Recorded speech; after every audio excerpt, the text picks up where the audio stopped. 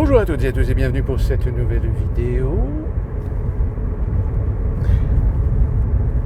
Nous allons revenir sur ce qui se passe en Afrique. Souvenez-vous, je vous ai fait récemment une petite vidéo sur le Niger, où d'ailleurs je remercie l'un d'entre vous qui m'a interpellé sur un détail, sur le fait que Washington aurait applaudi ce changement de régime. Mais c'est vrai qu'en recherchant la dépêche que j'ai eue, finalement, n'était pas forcément très bonne. Et qu'en réalité, oui, Washington a suivi plus ou moins l'opinion de la communauté internationale contre ce régime, mais ça ne retire finalement rien le fond des choses, si vous voulez, les coulisses de la situation. Parce que vous savez qu'en règle générale, quand vous avez un pays qui fait de l'influence pour réussir à changer un régime, c'est le premier à dire que c'est pas bien. Mais qu'on sait pertinemment que c'est eux qui sont derrière. Tout comme actuellement, nous avons Macron avec son discours qui est en train de laisser suggérer l'idée que peut-être si jamais le processus démocratique n'est pas remis à sa place au Niger, peut-être que la France pourrait faire une intervention militaire. Je ne vois pas comment. Est-ce qu'on a vraiment les moyens d'aller faire, de guerroyer au Niger? Déjà, il faudrait peut-être obtenir l'autorisation de la communauté internationale. Il faudrait peut-être, même à la limite, peut-être réfléchir à une sorte de coalition. Mais franchement, vu l'état financier de nos pays respectifs, vu l'état militaire de nos pays respectifs, et vu ce qui se passe aussi avec l'Ukraine, qui coûte un putain de pognon, je pense qu'on n'a pas les moyens d'aller faire une petite guéguerre pour remettre en place un régime qui évidemment est un régime à nos intérêts, et plus particulièrement, comme je vous l'avais dit, de l'exploitation de l'uranium. Puisque là, oui, on l'a appris, les autorités nigériennes ont coupé court à toute exportation de cette matière première. Mais plus généralement, on a aussi là maintenant le Sénégal. Le Sénégal qui est aussi dans une situation compliquée, difficile, tant sur le plan économique, social que politique. Finalement, à l'image d'un certain nombre de pays où on croit qu'il y a une sorte de stabilité, mais qui en réalité, cette stabilité dépend de pouvoirs très souvent où il y a de la corruption.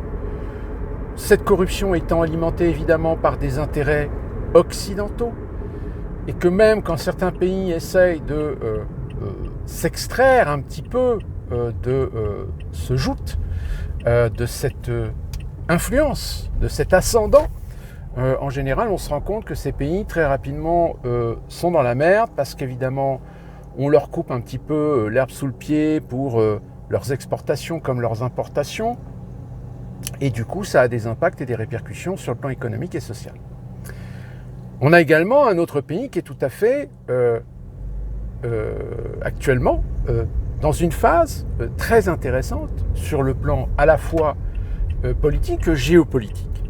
C'est l'Algérie. L'Algérie qui, je rappelle, est quand même une jeune nation, puisque l'Algérie n'existe que depuis sa création à partir de 1870, je crois. Donc c'est la France qui a dessiné les frontières de l'Algérie. Et l'Algérie en tant que pays indépendant, libre, etc., ça date que depuis 1962.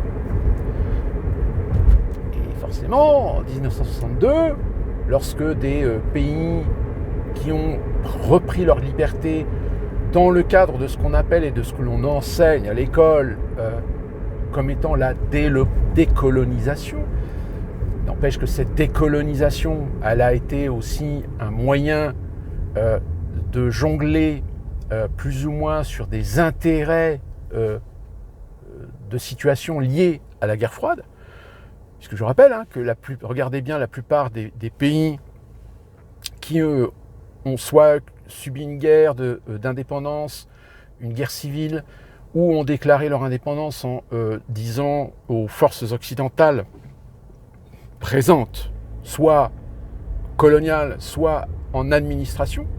Parce que je rappelle, il y a beaucoup de pays qui existaient mais qui étaient sous administration étrangère, comme par exemple la Grande-Bretagne administrait ce qu'on appelait la Palestine. La Palestine n'était pas une colonie, mais une sorte de territoire administré par un pays étranger, le tout désigné par la communauté internationale, par l'intermédiaire de traités internationaux. Et donc l'Algérie, en 1962, elle acquiert sa liberté en sachant que derrière, vous avez quand même un pays qui, à l'époque, se frottait les mains. C'est l'URSS. C'est les Soviétiques. Les Soviétiques ont été dans la partie de certaines phases de décolonisation, de guerre décoloniale dans le monde. Doit-on parler de la Corée, doit-on parler de l'Indochine, qui par la suite sera fragmentée en plusieurs pays comme le Vietnam, le Cambodge, le Laos.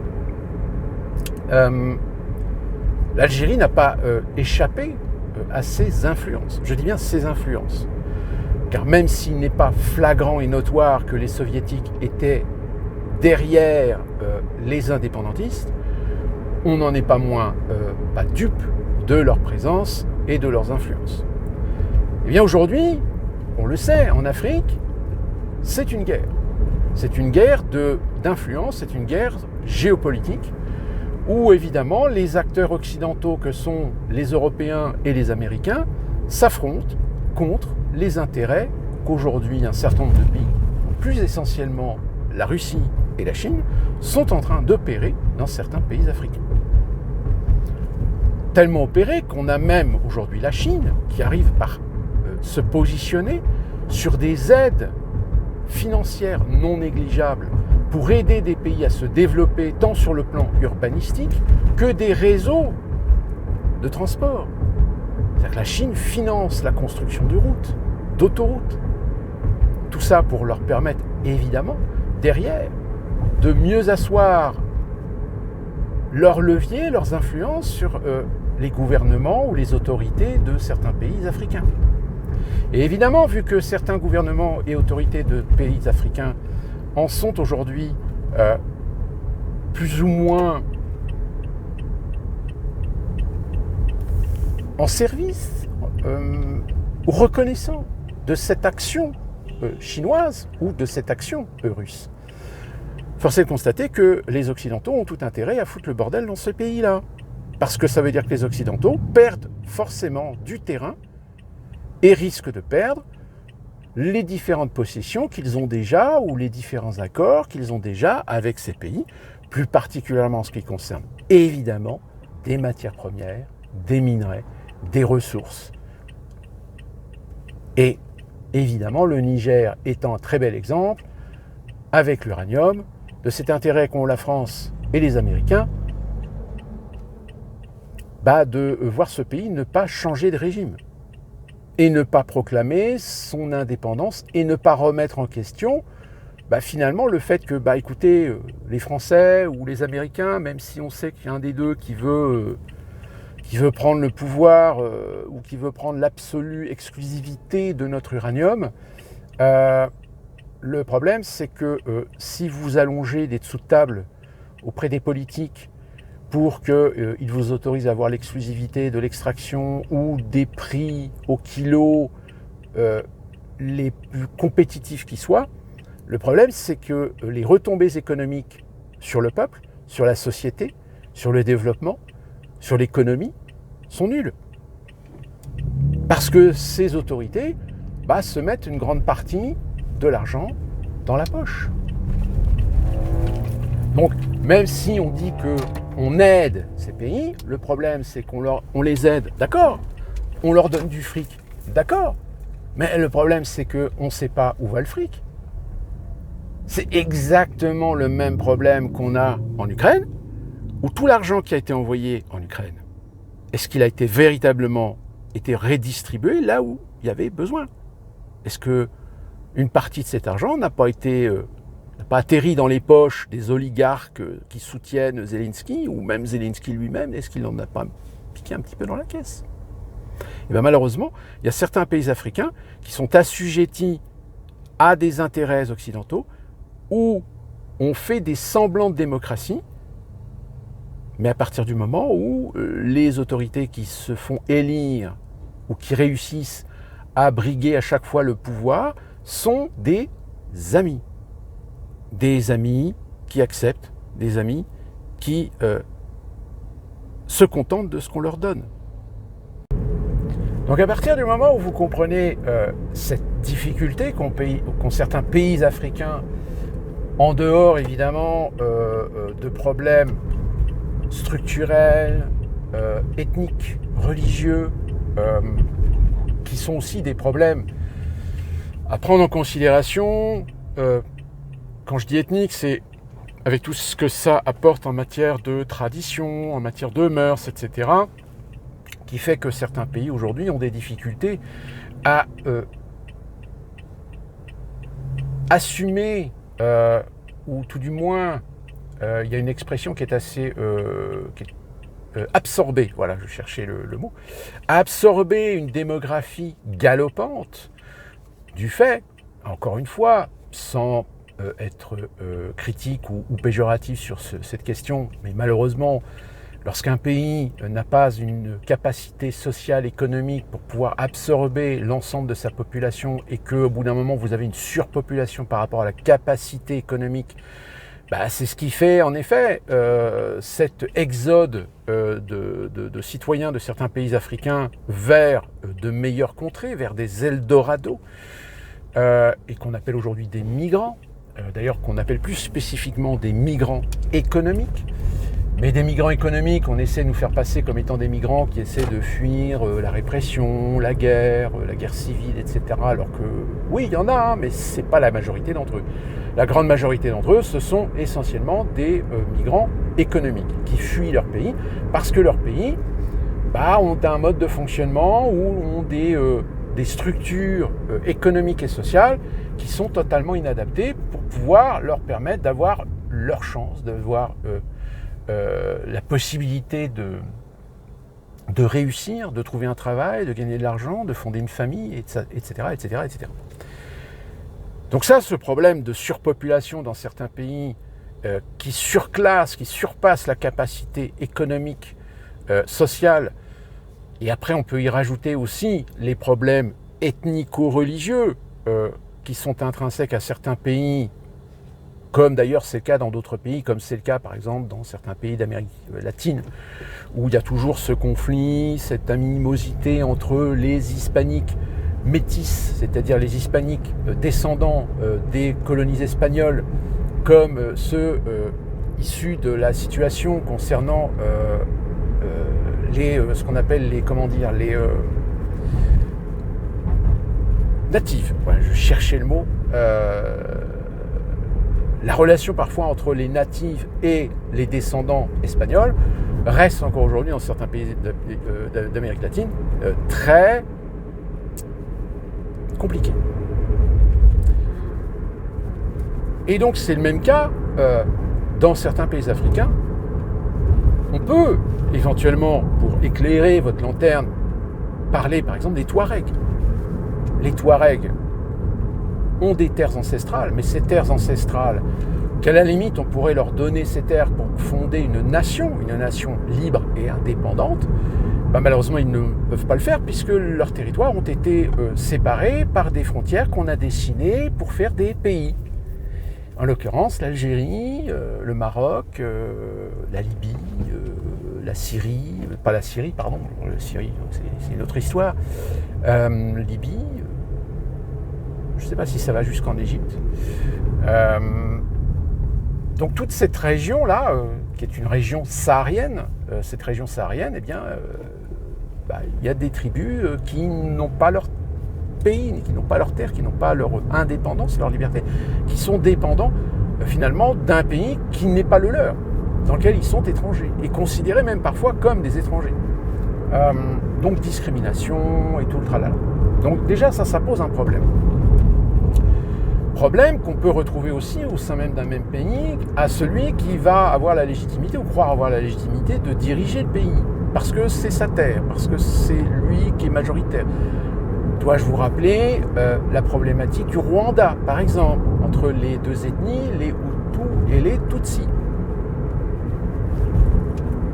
Et ce n'est qu'un exemple de ce qu'il peut y avoir aussi dans d'autres pays africains. Donc, tout ça mis en perspective, forcément, c'est un véritable sac de nœuds, c'est un véritable casse-tête chinois. Et là, ces deux expressions prennent tout leur sens dans la volonté de se dire, on veut bien implanter des démocraties, on veut bien faire en sorte de permettre à ces pays d'accéder à la démocratie, mais sauf que le problème, c'est que la démocratie sur un modèle occidental, dans ces pays-là, ça ne peut pas fonctionner.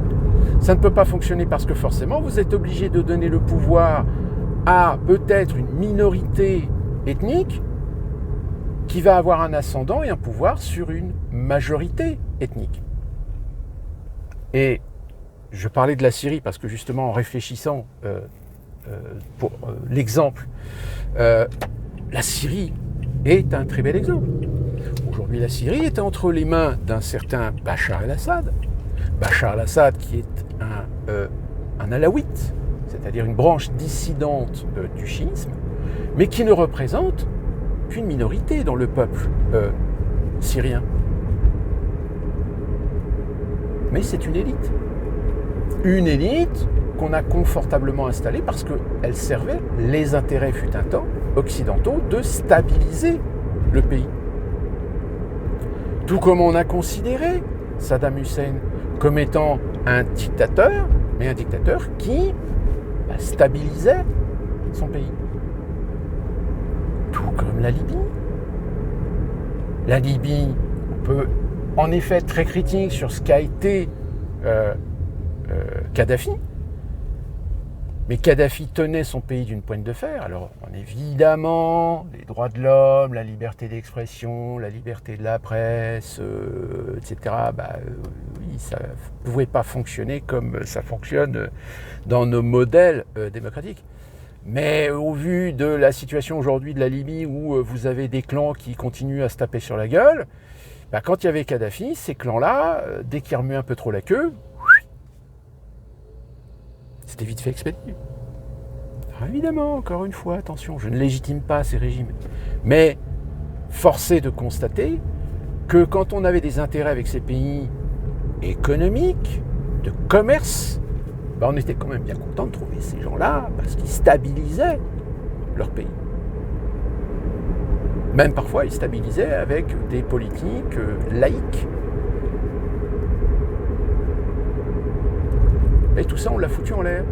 On l'a foutu en l'air parce que dans les années 2000, on a considéré tout d'un coup que pourquoi laisser ces gens-là en place? Parce que autant qu'on installe nos propres régimes, autant qu'on installe nos propres démocraties, pour finalement avoir le contrôle absolu. Et c'est ce que depuis maintenant 20 ans, on essaie de faire en Afrique. C'est qu'on essaye de changer les modèles, de changer les régimes pour installer des systèmes qui seront toujours au profit des relations commerciales et des intérêts occidentaux.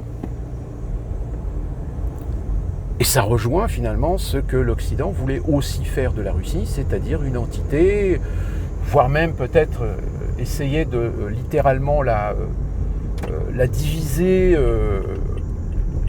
la démanteler. Littéralement.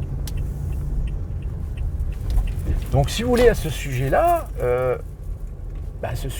malheureusement on le retrouve dans un modèle qui est à l'image un petit peu de ce qu'aujourd'hui certains essayent de camoufler, de planquer sous le tapis parce que oui, voilà, malheureusement, si on mettait en évidence ces intérêts, ces conflits d'intérêts, ces influences qui font la géopolitique moderne, évidemment, tous les discours qu'on entend aujourd'hui, même ceux vis-à-vis de l'Ukraine, ne fonctionneraient plus.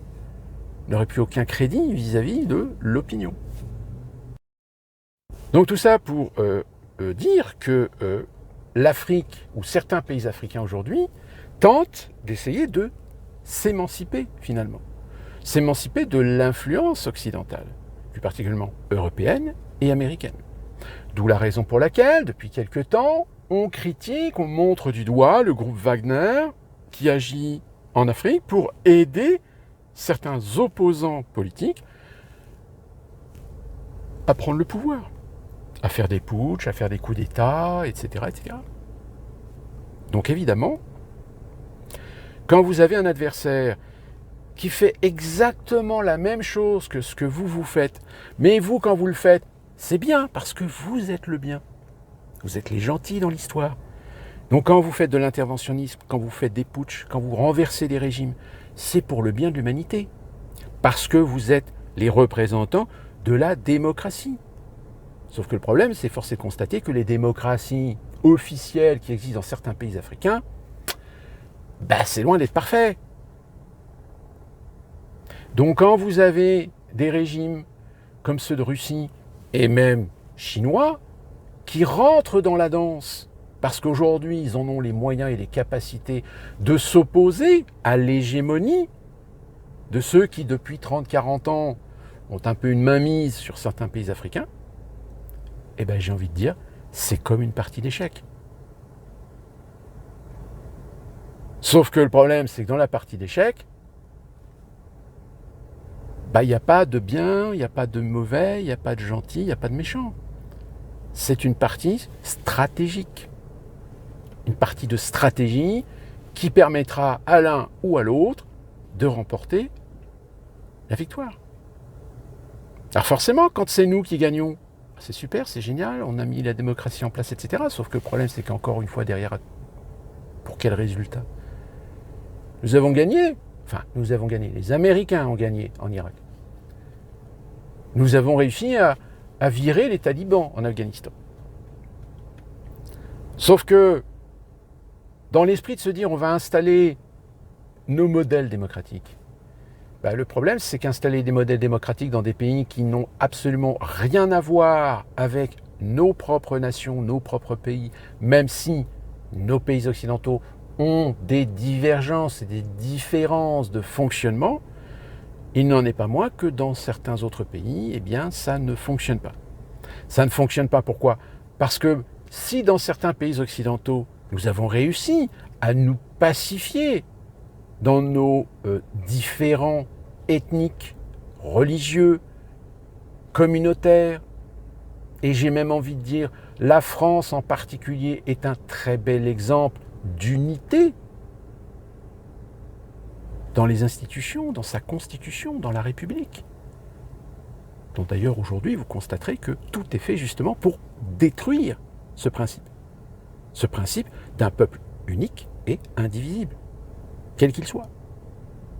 Parce que justement, la République française est un modèle qui était choyé, qui était apprécié, qui était un modèle exemplaire pour un grand nombre de pays, y compris la Russie. Sauf qu'aujourd'hui, les anglo-saxons et plus particulièrement les Américains ont tout intérêt à démolir ce modèle. Et cette démolition, elle a commencé à partir des années 80, voire peut-être avant, pour certains, si on va véritablement dans le détail historique. Certains remonteront même certainement depuis la fin de la Seconde Guerre mondiale, dans l'époque des 30 Glorieuses, où là, évidemment, la France était tellement à genoux que les Américains ont essayé d'en profiter dans certains domaines pour essayer de s'octroyer une sorte d'ascendant, une sorte de levier sur la France. Dans ce cas-là, je vous réfère à ma vidéo sur l'AMGOT, pour que vous compreniez bien. Donc tous ces pays africains, parce que l'Afrique, souvent dans l'opinion, dans l'inconscient collectif, c'est le continent pauvre. Non, c'est pas un continent pauvre, c'est un continent riche. C'est un continent riche de matières premières, d'énergie, de minerais. Sauf que, évidemment, toute cette ressource, parfois, elle est dans des pays où il est très difficile de pacifier, de stabiliser des régimes quels qu'ils soient. Parce que même des régimes totalitaires, malheureusement parfois, S'ils sont très conciliants, très complaisants avec les intérêts des Occidentaux, eh bien vous aurez remarqué que depuis 30 ou 40 ans, les Occidentaux ferment un petit peu les yeux sur ces totalitarismes. En revanche, si le totalitarisme devient nationaliste et a la ferme intention de faire payer aux Occidentaux le prix d'achat, de faire payer le prix d'un commerce international dans l'intérêt de la nation, alors dans ce cas-là, évidemment, ça ne va plus, ça ne fonctionne plus. D'où cette guerre d'intérêt entre Russie, Chine et les Occidentaux sur le continent africain, à celui qui va réussir à caresser dans le sens du poil certains régimes de certains pays pour avoir l'accessibilité à des matières premières, pour avoir l'accessibilité à des minerais, à des sources énergétiques, à des prix imbattables, à des prix concurrentiels. Donc cette guerre-là, oui, elle existe.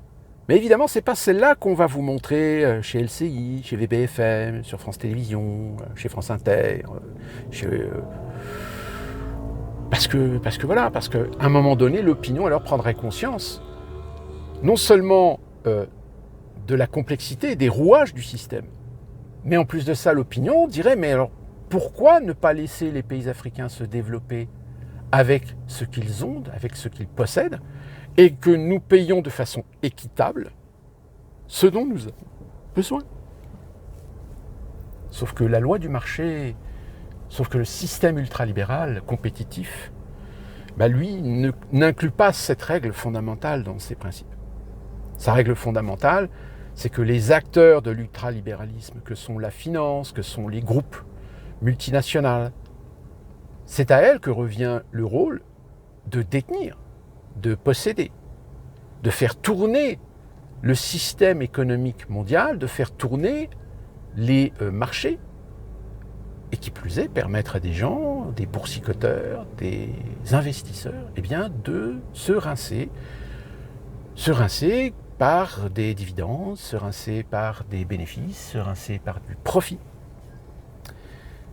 Sauf qu'aujourd'hui, les systèmes financiers occidentaux ont de la concurrence chinoise, pour ne pas la nommer.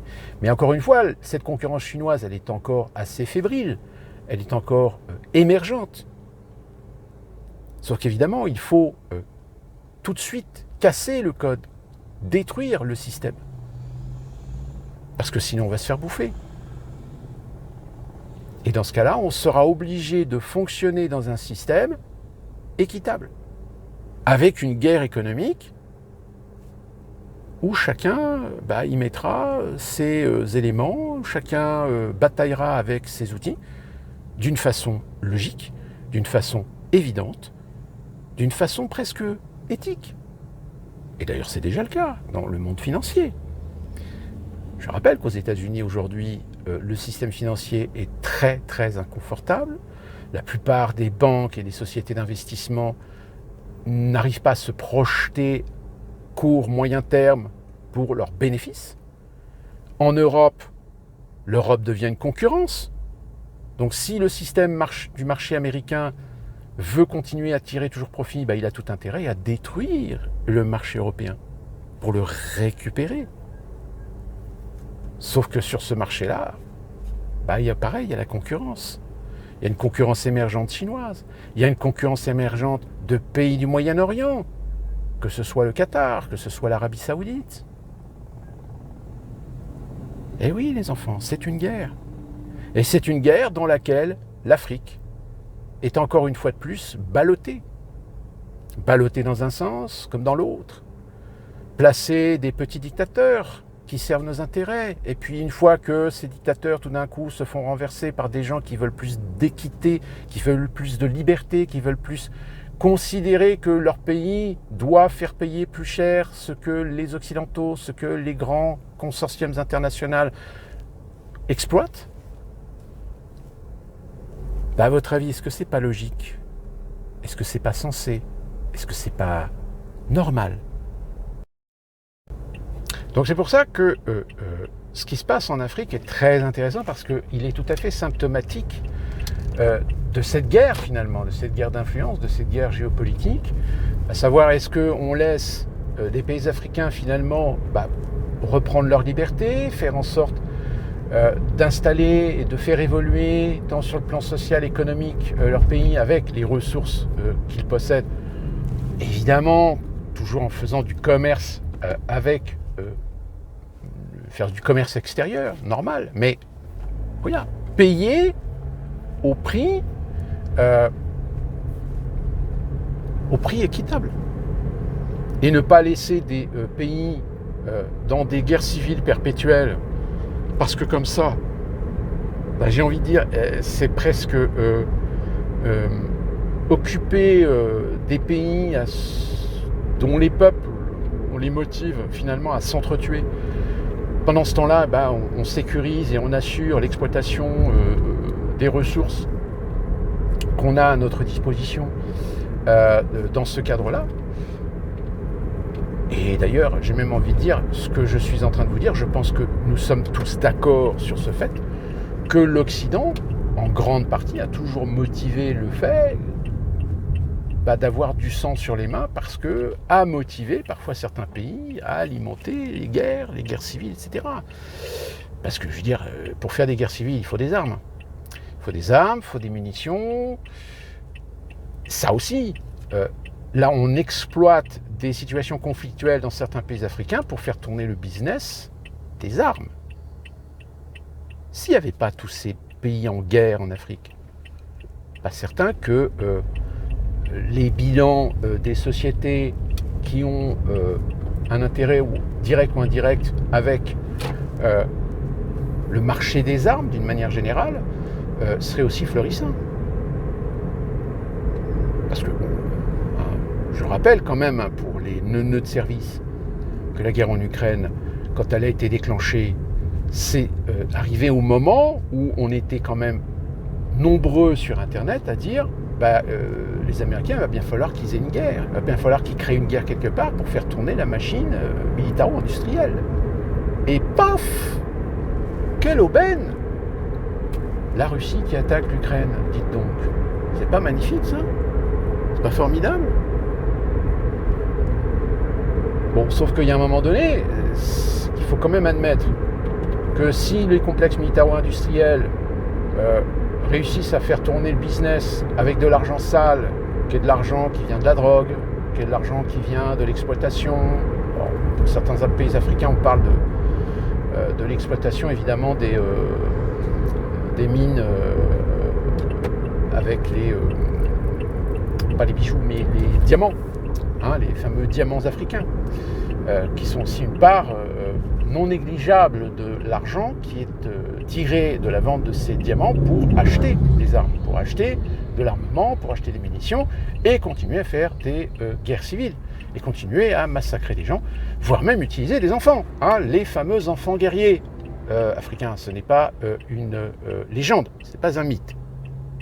Donc, indirectement, nous sommes plus ou moins complices, nous sommes plus ou moins motivés de faire fonctionner certains business dans certains secteurs en étant totalement amoral sur un certain nombre de points concernant les pays africains. Le motiver, voire le conserver. Et d'ailleurs, il existe un certain nombre de gens africains, d'Afrique noire, Maghreb, qui nous expliquent souvent cela sur les réseaux sociaux. Mais évidemment, c'est des gens qui ne sont pas visibles. Ils ne sont pas visibles, voire même ils sont considérés comme étant des nationalistes, comme étant des indigénistes par extrême. Vous en avez un par exemple, peut-être que vous connaissez ce monsieur, qui s'appelle Kémy Séba. Kémy Séba qui a été d'ailleurs souvent exposé à des problèmes judiciaires en France parce que justement il avait un discours très radical. C'est-à-dire son discours panafricain.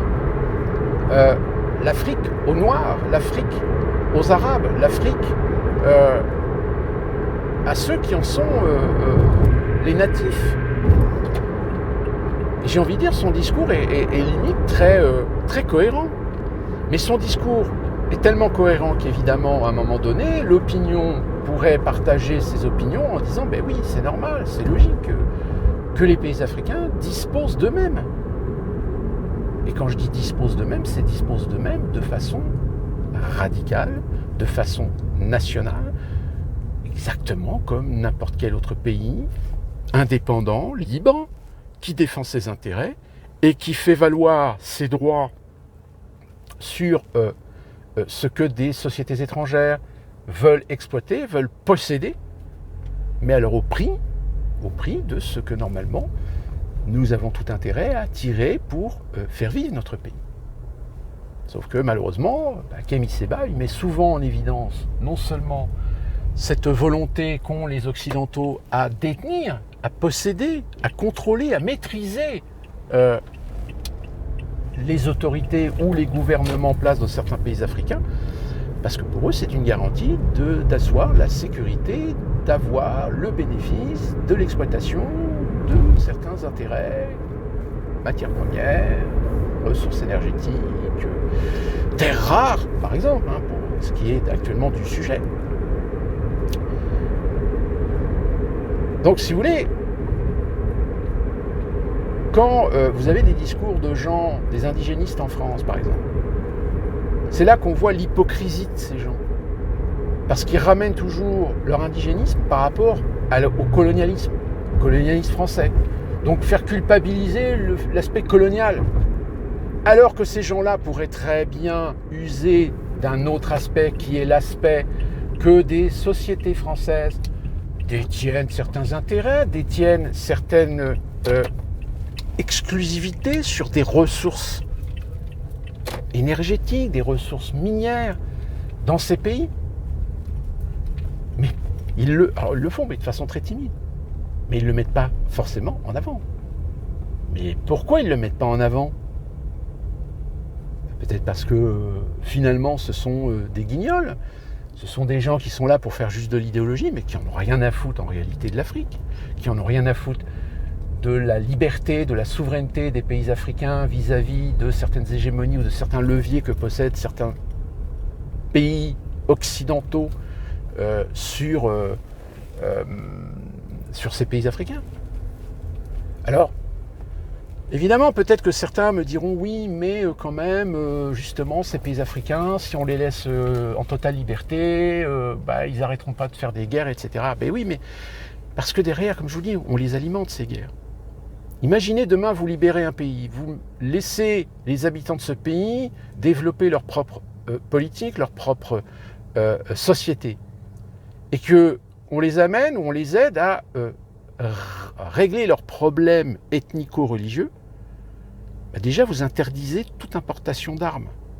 Si vous supprimez, vous coupez court aux armes, aux munitions, etc., je peux vous dire que très rapidement, les conflits, ils vont être vite réglés. Tout le monde va s'asseoir autour d'une table, on trouve des terrains d'entente, quitte même certains pays qu'on a dessinés, on va dire, voilà, telle ou telle terre majoritairement est détenue, où est présent une ethnie, donc on découpe le pays, on crée un autre pays, on crée une région fédérée, etc. Je veux dire, tous les moyens sont bons, on peut tout faire. À partir du moment où on en a la volonté. Mais cette volonté, elle sera toujours perturbée, elle sera toujours occultée, parce que derrière, la puissance financière, la puissance économique de certains pays, la puissance politique de certains pays feront que non. Il ne vaut mieux pas que ces pays se pacifient. Il ne vaut mieux pas que ces pays trouvent l'équilibre. Il ne vaut mieux pas que ces pays tirent profit de ce qu'ils possèdent, des richesses qu'ils ont. Parce que dans ce cas-là, évidemment, les politiciens qui sont financés par des sociétés financières qui elles-mêmes détiennent des parts dans des sociétés autres financières d'investissement qui, elles, ont des parts dans des sociétés du pétrole, de l'énergie, des énergies fossiles, des minerais, etc. La boucle est bouclée. Aujourd'hui, Macron est redevable auprès de certains de ses amis financiers par rapport à ce qui se passe avec le Niger. Eh oui. La France, elle en a rien à foutre du Niger. La France, elle pourrait très bien dire, le Niger, démerdez-vous. Mais le système politico-industriel, lui, il n'en a pas rien à faire. Parce que lui, il est en train de perdre de l'argent. Il est en train de perdre de l'ascendant. Donc voilà ce que je pouvais, en résumé, vous dire sur l'Afrique par rapport à ce qui se passe au Niger, par rapport à ce qui se passe au Sénégal, par rapport à ce qui se passe avec l'Algérie.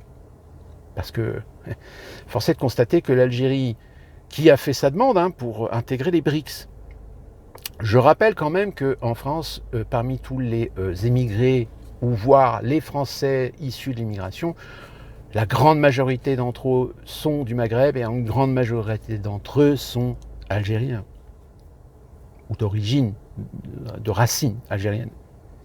Donc si demain la France se trouve un petit peu mise à l'index, se retrouve être non plus un ami, mais un concurrent à l'Algérie,